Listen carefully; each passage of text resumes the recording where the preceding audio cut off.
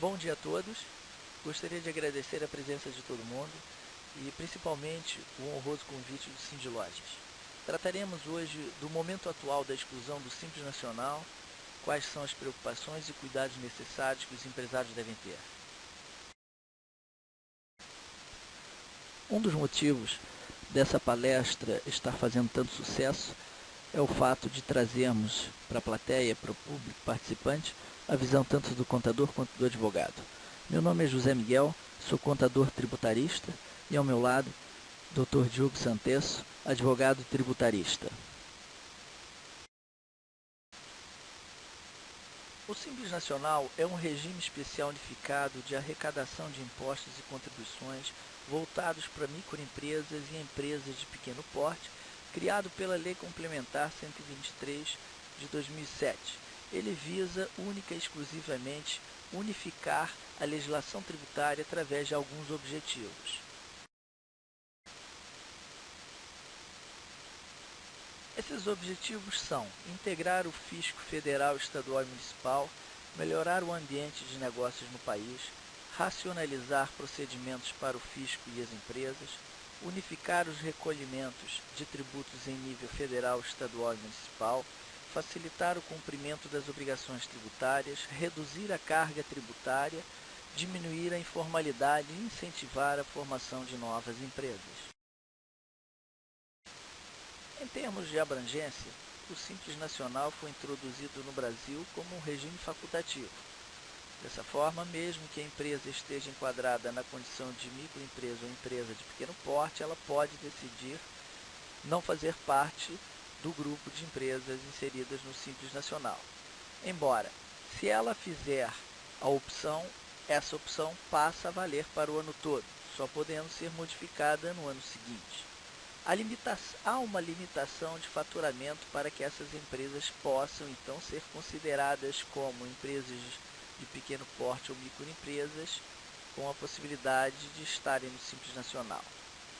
O faturamento, então, é anual, limitado a R$ 360 mil de receita bruta para as microempresas e limitado em R$ 3.600.000 de faturamento de receita bruta para empresas de pequeno porte. Não é o simples fato da empresa ser considerada microempresa ou empresa de pequeno porte que lhe permite estar diretamente ingressada no Simples Nacional. Existem vedações ao ingresso do Simples Nacional, que os principais são empresa de assessoria creditícia, gestão de crédito, seleção de riscos, administração de contas a pagar e a receber, gerenciamento de ativos, etc. Aquelas que tenham sócio domiciliado no exterior e aquelas que possuem que possuem na participação de capital entidade de administração pública, direta ou indiretamente, federal, estadual ou municipal, como também as que possuem débito com o INSS, com a Fazenda Pública Federal, estadual ou municipal, desde que essa exigência não esteja suspensa. Também as empresas de transporte intermunicipal e interestadual de passageiros.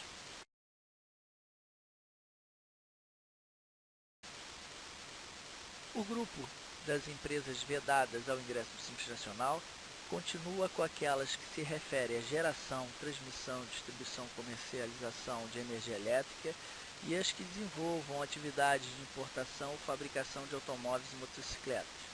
Também as que possuem atividade de importação de combustíveis, as que possuem atividade de produção ou venda no atacado de cigarros, cigarrilhas, munições, pólvora, charutos, filtros, armas de fogo, explosivos, etc.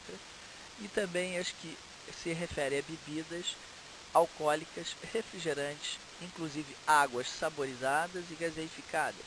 Também as que possuem, voltadas para a bebida, que possuem preparações compostas não alcoólicas.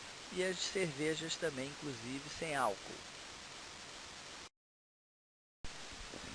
A legislação também excluiu a prestação de serviços decorrentes do exercício de atividade intelectual, sendo elas de natureza técnica, científica, desportiva, artística ou cultural, independente de ser exercidas por profissionais regulamentados ou não.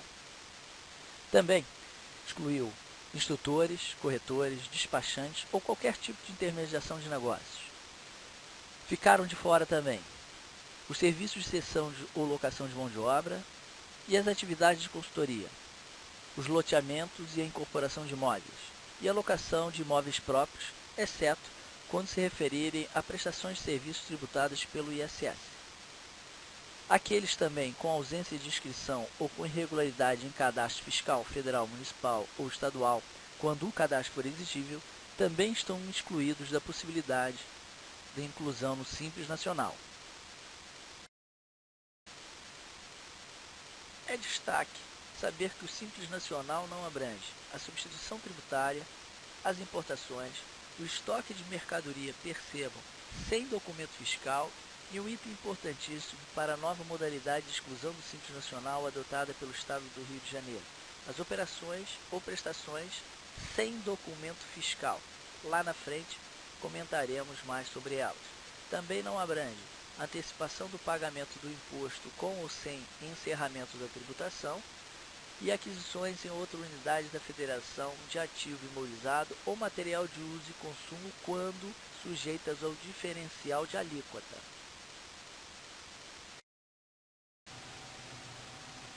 Ok, então para tirar a dúvida dos participantes, o diferencial de alíquota, também conhecido como DIFAL, ocorre nas compras interestaduais em decorrência de determinação constitucional que estipula alíquotas menores nas compras de outros estados somente nos itens de uso e consumo e ativo permanente. Somente para efeitos de exemplificação, vamos imaginar que um contribuinte do Rio de Janeiro adquire ativo permanente ou itens de uso e consumo de um outro contribuinte de São Paulo. Sabemos que a alíquota interestadual nesse caso é de 12%. Então, o contribuinte do Rio de Janeiro, que possui alíquota interna de 19%, deve efetuar a seguinte conta: alíquota interna do Rio de Janeiro 19%, menos a alíquota interestadual de 12%, nós teremos o diferencial de alíquota de 7%, que deve ser recolhido pelo contribuinte estabelecido no Rio de Janeiro. No Simples Nacional, as empresas podem optar por dois tipos de regime de apuração, que são o regime de caixa e o regime de competência. No regime de competência, ela sofre tributação sobre o total de documentos fiscais emitidos. Já no regime de caixa, ela sofre tributação sobre os recursos efetivamente recebidos. Entretanto, ao optar pelo regime de caixa, existem algumas exceções que, mesmo não tendo recebido o recurso, ela deverá pagar conforme a receita auferida e ainda não recebida. Essas hipóteses são: no encerramento de atividade, ela deve pagar no mês em que ocorrer o evento. Quando ocorrer retorno ao regime de competência, ela deve pagar no último mês de vigência do regime de caixa. E no caso de exclusão do Simples Nacional, ela deve pagar no mês anterior dos efeitos da exclusão. Um erro muito comum é achar que as empresas inseridas no Simples Nacional não estão obrigadas à escrituração contábil. Além disso não refletir a realidade, essas empresas, quando optantes pelo regime de caixa, estão também obrigadas ao preenchimento completo do livro caixa. Por isso, preste atenção, todas as empresas no Brasil estão obrigadas a ter escrita contábil, independente da opção tributária que ela fizer.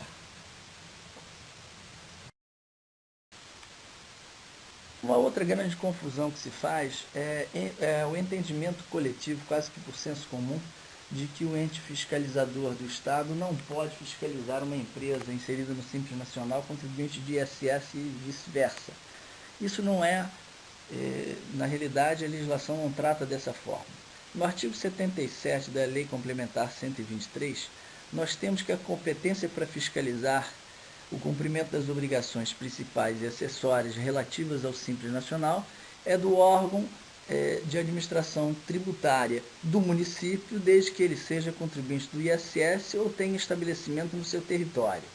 Dos estados ou do Distrito Federal, desde que a pessoa jurídica tenha estabelecimento em seu território. Vejam só, ele não comenta que é dos estados, desde que ele seja contribuinte do ICMS. Ele diz, então, desde que tenha estabelecimento em seu território. Isso abrange contribuintes de ISS. Na mesma norma, nós temos que a competência cabe à União em qualquer hipótese. Então, a União pode fiscalizar a qualquer momento tanto contribuintes de um determinado município quanto de um determinado estado. Também sabemos que a ação fiscal, após iniciada, pode abranger todos os estabelecimentos da microempresa e da empresa de pequeno porte, independente das atividades por ela exercidas. E a autoridade fiscal não fica limitada à fiscalização dos tributos instituídos pelo próprio ente federal fiscalizador, entendendo-se então que a sua competência cabe a todos os tributos abrangidos pelo Simples Nacional. Diante disso, sabemos que se o ente fiscalizador pode fiscalizar todos os tributos do Simples Nacional, vemos que o Estado, então, pode fiscalizar também contribuintes do ISS e o ente fiscalizador do ISS pode fiscalizar contribuintes do Estado.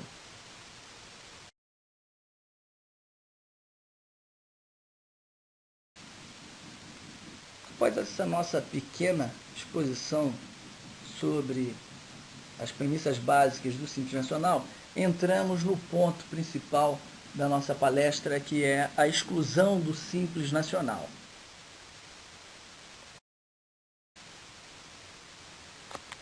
Para um bom entendimento da situação atual da exclusão das empresas inseridas no Simples Nacional, é muito importante compreendermos e sabermos como está o cenário atual. Para isso, trouxemos inicialmente o quadro da própria Secretaria da Receita Federal, que apresenta a arrecadação dessas empresas compreendidas no ano de 2011 e 2012.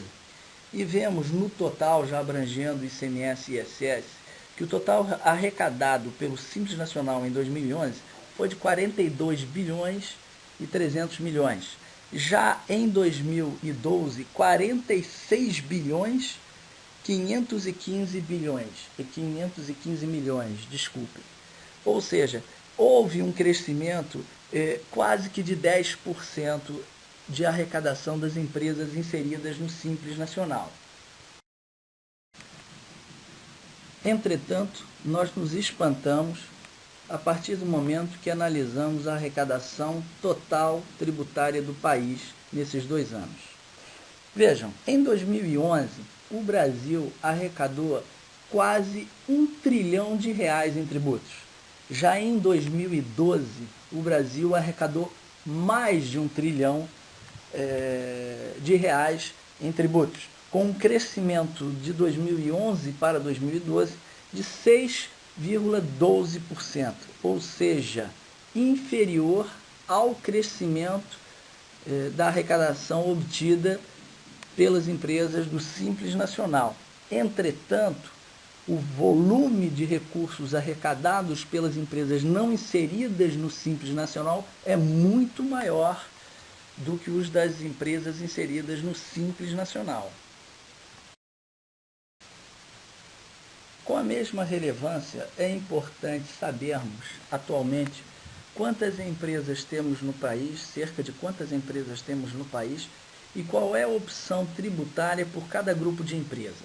Vejam só, nós temos atualmente aproximadamente 7 milhões de empresas no país. Esses 7 milhões, então, representam 100% das empresas. No lucro real, com acompanhamento tributário diferenciado, que são aquelas empresas muito grandes, nós não chegamos nem a 0,5%. Aliás, não chegamos nem a 0,2%. Nós teríamos, então, 10 mil empresas somente do grupo das 7 milhões. O restante das empresas inseridas no lucro real é muito pequeno, não chega nem a 3% das empresas, fazendo um total de cerca de R$180 mil. Já no lucro presumido, temos cerca de 20% das empresas do país, que perfaz um grupo que soma 1.400.000 empresas aproximadamente. Agora, quando entramos no Simples Nacional, temos quase 80% das empresas do país, perfazendo 77,2% das empresas, num total de 5.405.000. Já o grupo das outras, as isentas, as empresas sem fins lucrativos, não perfaz nem 0,1%, perfazendo somente 5.000% das empresas. Então, usaremos esses números para discutir a relevância das empresas inseridas no Simples Nacional a partir de agora. Juntando, então, as duas últimas planilhas apresentadas, nós temos um consolidado entre valores monetários e quantidade de empresas. E é uma surpresa enorme ao vermos que as empresas inseridas no lucro real, elas, apesar de somadas os dois grupos, tanto as do regime tributário especial, do acompanhamento tributário especial, com as demais empresas do lucro real, somamos as três, arredondamos para cima e temos 3% das empresas do país nessa opção tributária. Entretanto, mesmo tendo 3% somente do total das empresas, nos surpreendemos ao verificar que esse grupo muito pequeno, mas seleto, soma quase 80% de toda a arrecadação do país. Imaginem o poder concentrado nessas empresas em termos tributários. Já o lucro presumido, que nos apresenta um total de cerca de 20% dos contribuintes pessoas jurídicas do país, ele coopera somente com 15% da arrecadação. São mais empresas com menos arrecadação. Entretanto, o espanto é gigantesco ao analisarmos as empresas inseridas no Simples e verificarmos que um total de 77%, ou seja, a maioria mais do que absoluta deste país de pessoas jurídicas contribuintes, somente coopera com 5% da arrecadação total do país. É realmente uma disparidade enorme quando nós analisamos esse gráfico. 3% das empresas que são as maiores do país, sozinhas, arrecadam 80% de tudo que o Brasil consegue levar para os cofres públicos em termos tributários provenientes das pessoas jurídicas. E as empresas do Simples Nacional, que quase chegam a um grupo de 80% dos contribuintes pessoa jurídica, somente levam para os cofres públicos 5% de toda a arrecadação do país. Para compreendermos um pouco essa disparidade tão grande, vamos fazer uma comparação entre uma empresa inserida no Simples Nacional, o percentual que ela recolherá para o governo, o governo federal, estadual e municipal, com uma empresa inserida no lucro presumido. É claro que os cálculos são feitos de uma forma um pouco grosseira, já que não temos como fazer uma simulação muito perfeita em tão pouco tempo.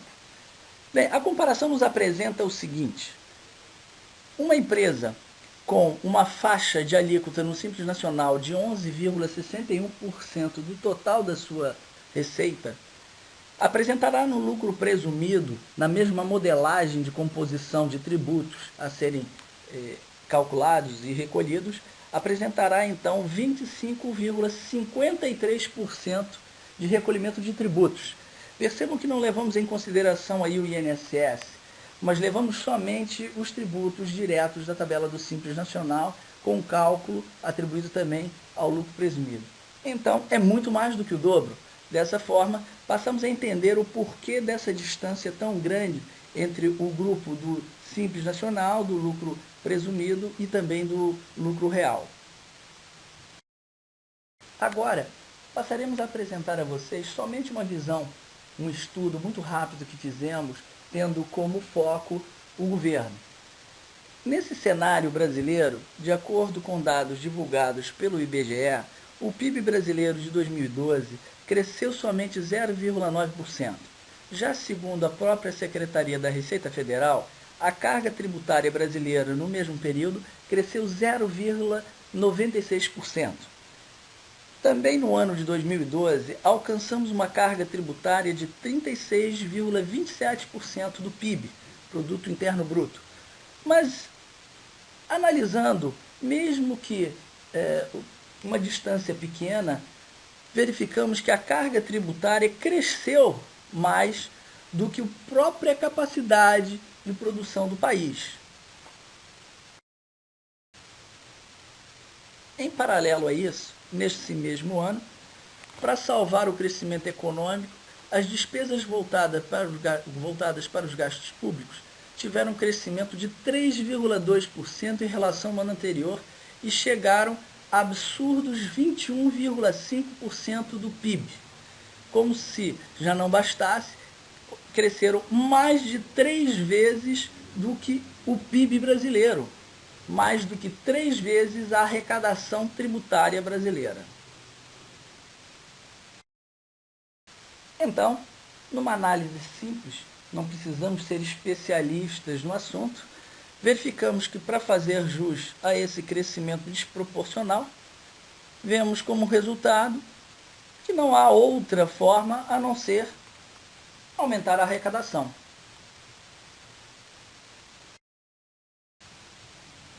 Em paralelo à necessidade de aumentar a arrecadação, a Secretaria da Receita Federal, em 2012, intensificou um estudo que identificou 441.149 empresas optantes pelo Simples Nacional que se encontram inadimplentes. O volume de dívida atinge um total de débitos de 38,7 bilhões de reais. Talvez por coincidência, o governo estadual também fez um levantamento desses, similar, e 18 mil empresas estão sendo excluídas no Estado pela Secretaria da Receita Estadual, sem levar em consideração a exclusão iniciada pela Secretaria da Receita Federal. Passamos agora novamente para a comparação de cálculos entre o Simples Nacional e o lucro presumido, após apresentarmos esse cenário enorme, em tão pouco tempo. E comparamos então uma empresa que fatura R$1 milhão e está inserida no Simples, com uma empresa optante pelo lucro presumido. Vamos lá. A empresa optante pelo Simples Nacional, que fatura R$1 milhão, tem o percentual dos seus tributos obtidos através das tabelas do Simples Nacional no percentual de 8,28%.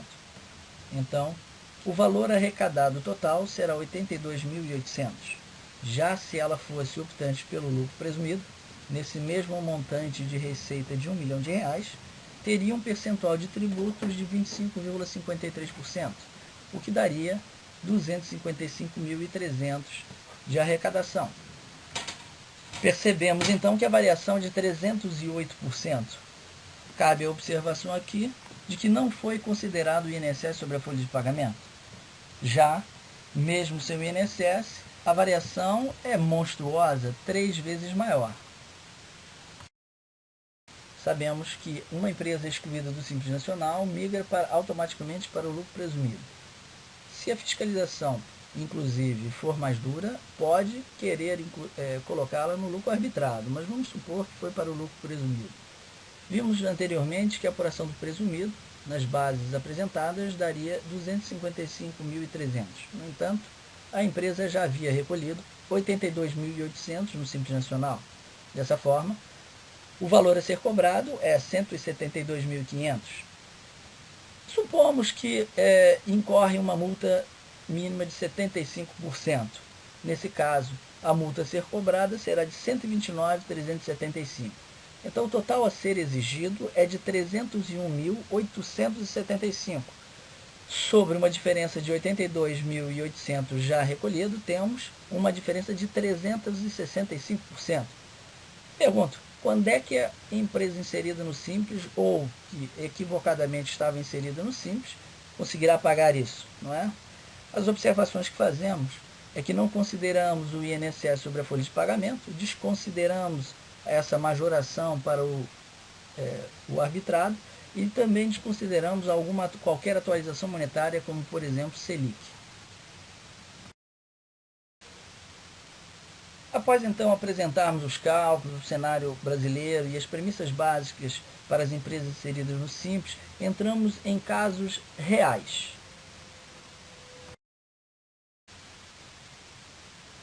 Atualmente, além da exclusão por inadimplência, as empresas inseridas no Simples também estão sendo excluídas, principalmente quando são do varejo, do comércio, por utilização de um item, que se chama moeda de plástico.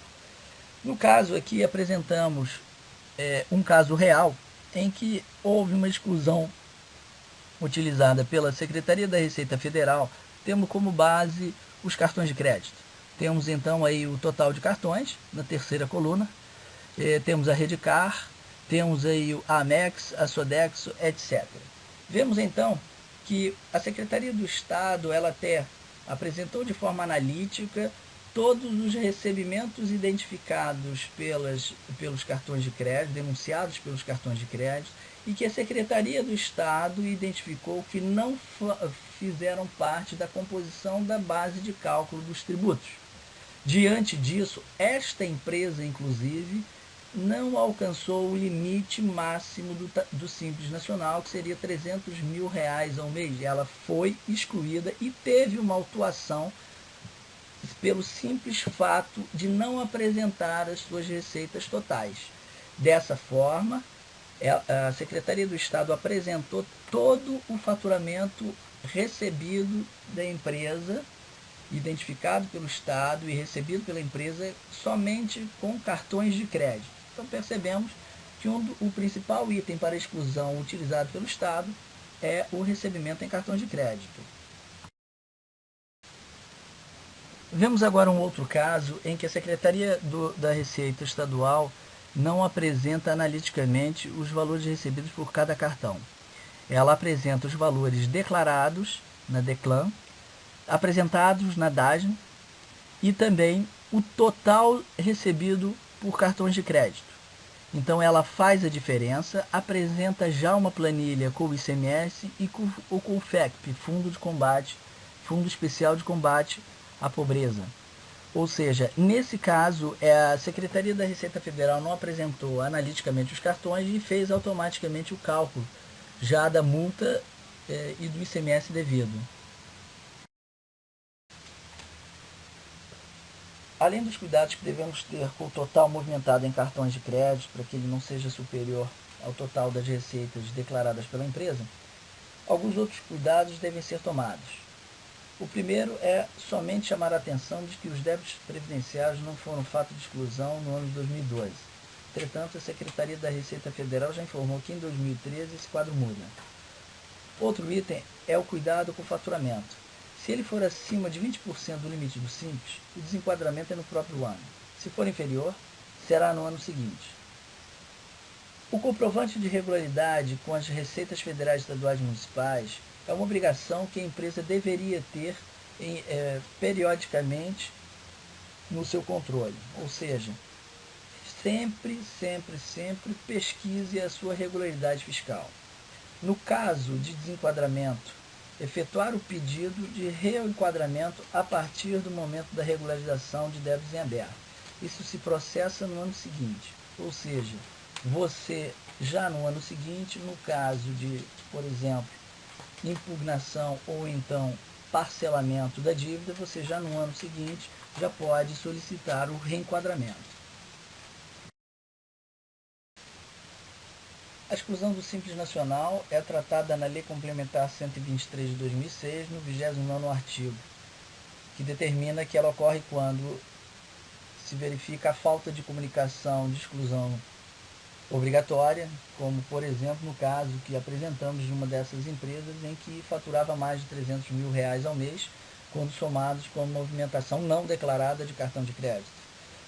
No segundo ponto, a lei complementar apresenta que também é caso de exclusão quando oferecido embaraço à fiscalização, caracterizando-se embaraço pela negativa não justificada de exibição de livros e documentos a que estiver obrigada, como por exemplo a escrita contábil ou o livro caixa, bem como pelo não fornecimento de informações sobre bens, movimentação financeira, negócios ou atividade, No caso da movimentação financeira, a movimentação de cartões de crédito ou cartões de débito não declarados.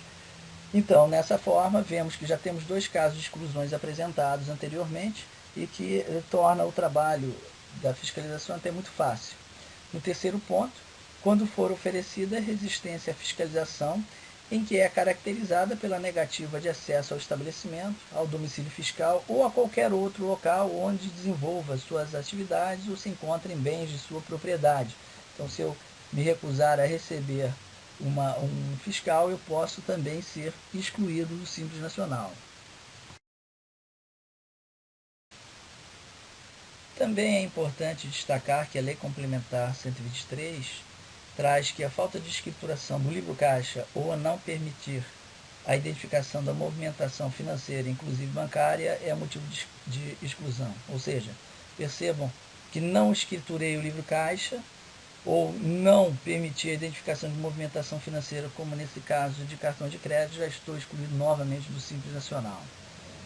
Também, quando for constatado que durante o ano calendário o valor das despesas pagas supera 20% o valor de ingressos de recursos no mesmo período, é uma questão de exclusão.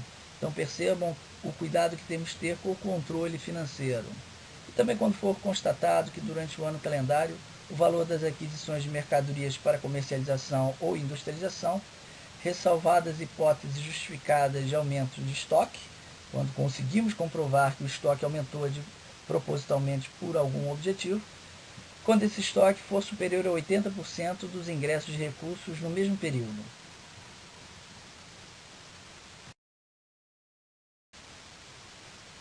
Uma situação que realmente merece um destaque é o parágrafo 11º, em que diz que o descumprimento reiterado da obrigação contida no inciso 1º, do caput do artigo 26, o qual transmitiremos e comentaremos agora, também é motivo para exclusão. Nesse artigo, então, citado do caput, nós sabemos que as microempresas e empresas, nós vemos, que as microempresas e empresas de pequeno porte, optantes pelo Simples Nacional, ficou obrigadas a emitir documento fiscal de vendas ou prestação de serviços de acordo com instruções expedidas pelo Comitê Gestor. O que é que ele está dizendo aqui?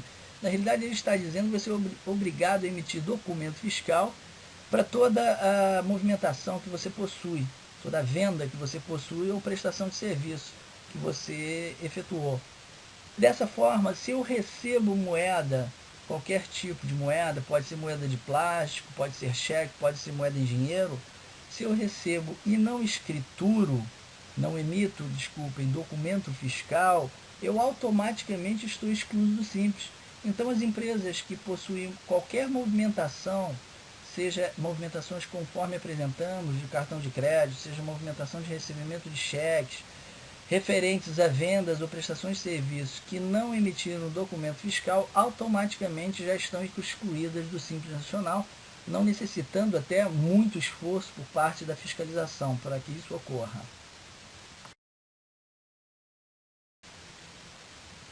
Há uma resolução, que é a 94 de 2011, que determina que as microempresas e empresas de pequeno porte excluídas do Simples Nacional sujeitam-se a partir do período em que se processa a exclusão às normas da tributação aplicáveis às demais pessoas jurídicas. Diante disso, elas podem efetuar o pagamento da totalidade ou a diferença dos respectivos tributos devidos, conforme as normas gerais de incidência, que determinam que há acréscimos tão somente de juros de mora. Ou seja, se por acaso a empresa de forma voluntária for efetuar o pagamento pela diferença, ela tem o acréscimo somente de juros de mora, quando efetuado, claro, antes do início de procedimento de ofício. Bem, a nossa intenção com a palestra foi despertar para aqueles que hoje são do Simples Nacional, principalmente para os que se enquadram nas situações apresentadas ou entendem que irão se enquadrar, a vontade de abrir um diálogo sobre essa matéria. Diante disso, vamos ficar à disposição agora para responder os questionamentos feitos. De antemão, agradecemos novamente a possibilidade de estar aqui hoje e, bem, ficaremos então aqui à disposição de vocês. Vamos lá.